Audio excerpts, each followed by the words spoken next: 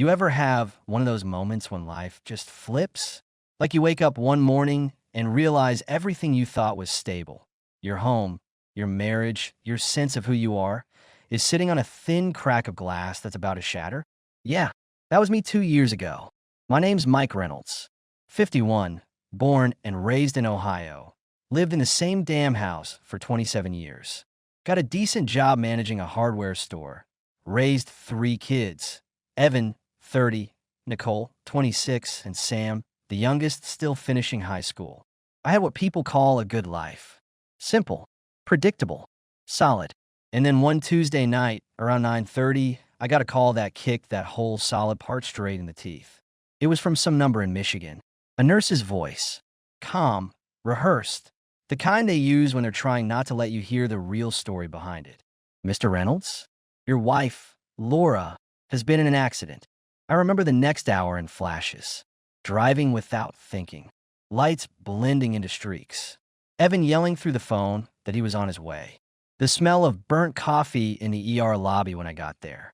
You know, weird things stick with you. The tiny ones, not the dramatic ones. They said she'd hit black ice, rolled off the highway. Lucky to be alive, they said. Lucky. That word still feels like a joke. She had a concussion, a fractured wrist, and something they called traumatic amnesia. Basically, she woke up and didn't know who she was, or who I was. The first time she opened her eyes, I was sitting right there next to her bed, holding her hand. 30 years of marriage, and I still thought my grip could bring her back. She looked at me, blinking, her eyes that soft green color I'd known since '92, and she said, hi, are you my doctor? I laughed. At first, I thought it was some morphine joke. Then she looked away, nervous, and that's when it hit me. No, sweetheart, it's me. It's Mike. Mike, she repeated, like she was trying out a word in another language. Sorry, I don't know you. That was the moment. That's the sound of your world splitting in half. It's not loud. It's quiet, like someone closing a door softly but forever. She didn't remember our house, didn't remember our kids, didn't even recognize her own handwriting when the doctor showed her signature from the hospital form. The doctors told me not to push memory recovery. They said sometimes the brain comes back on its own, sometimes it doesn't. So all I could do was wait. You try waiting for your wife to remember your name. See how long a minute feels. For the first couple of weeks, I stayed in a cheap motel near the hospital. She was in rehab for her wrist and balance issues. I'd come by every day. Sometimes she'd talk to me politely, like I was a friendly stranger visiting a patient. Sometimes she'd ask questions about her husband, and I'd just sit there, trying not to let my face break. Evan came by one weekend. He stood in the hallway after seeing her and said quietly, "Dad, that's not Mom." And I wanted to yell at him. I wanted to say she was still his mom, still my wife, still the same woman who yelled at us for leaving the laundry on the couch. But I couldn't, because I knew what he meant. She wasn't gone, but she wasn't there either. About a month later, the doctors cleared her to leave. She couldn't live alone, obviously, so I brought her home. Our home. I cleaned up the place, made it nice, cooked her favorite, well, what used to be her favorite, chicken pot pie. She took one bite and said, "I'm sorry, this just tastes weird." She didn't remember the kitchen, the smell of the wood polish she always used, the little ceramic rooster on the counter she'd bought at a yard sale 20 years ago. She looked around like a guest in someone else's house. That night, she asked if she could sleep in the guest room. Of course, I said, whatever makes you comfortable. But that one stung. For a while, I just functioned. Made breakfast, drove Sam to school, went to work, came back to a house that sounded wrong. Then one night, I overheard her on the phone with her sister, whispering. "He's kind," she said, "but I don't feel anything. It's like I'm living in someone else's life." I stood outside that door for a full minute just listening. Then I walked to the garage, sat in the truck, and just stared at the steering wheel. That's when I decided I couldn't keep waiting. If she didn't remember me, maybe I could make her meet me again. So yeah, I basically started dating my wife from scratch. First, I told her we didn't have to talk about the past if it made her uncomfortable. That gave me room to, well, rebuild from zero. I asked her if she wanted to grab coffee sometime. She looked at me, half smiling. "You mean like a date?" And I said, "Yeah, why not?" So that Saturday, we went to this diner off Maple Street. Nothing fancy. 4 mica tables, bad jazz on the radio, the same waitress I've seen since Bush was in office.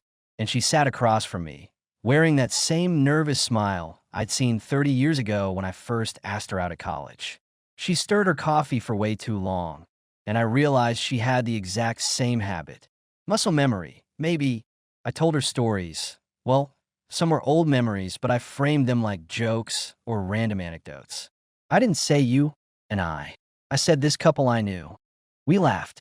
For the first time since the accident, she laughed, and it hit me like a damn freight train. We started doing little things, walks by the lake, grocery shopping together, Sunday pancakes. She'd asked me about my past relationships.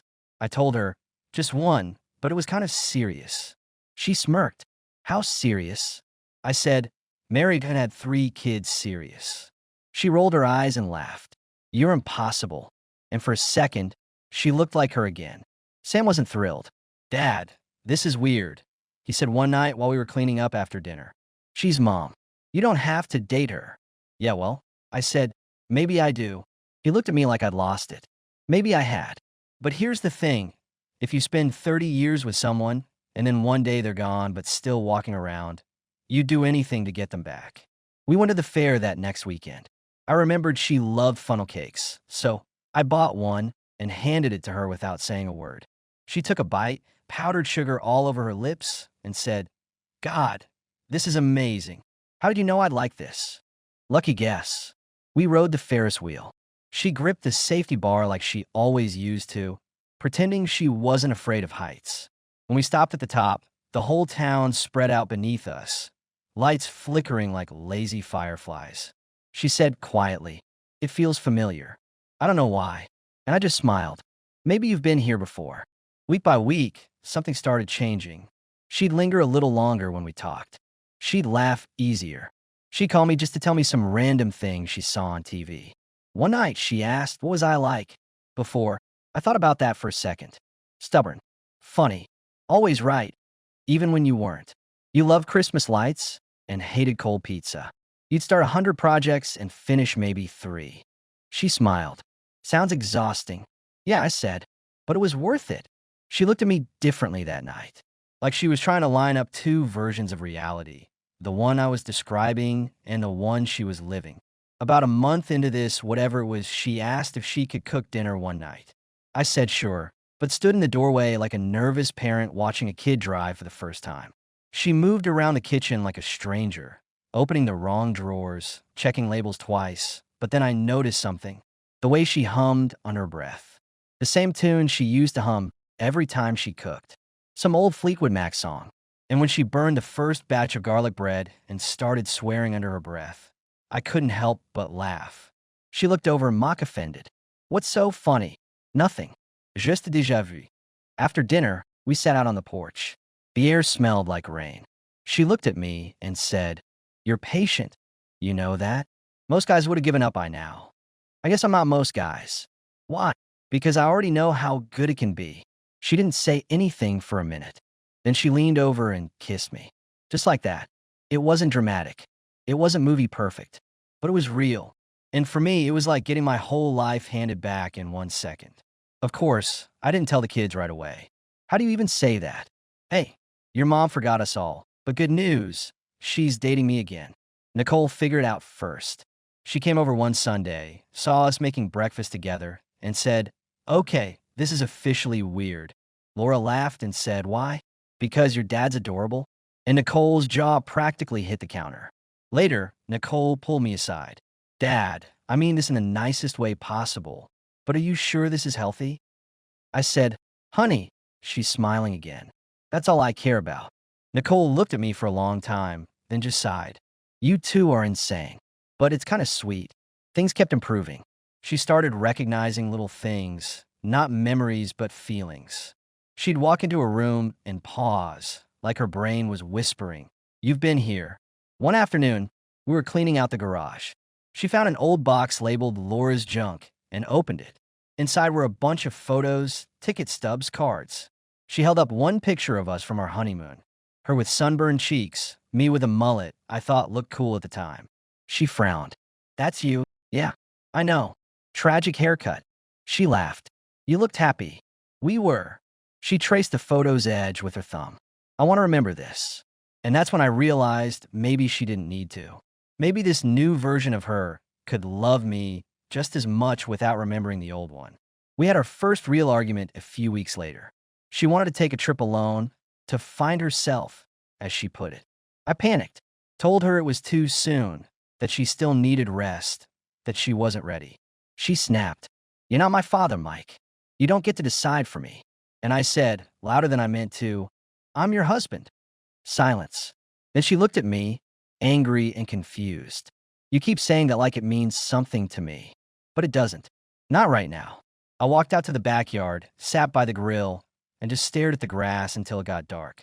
When she came out later, she sat beside me quietly for a minute.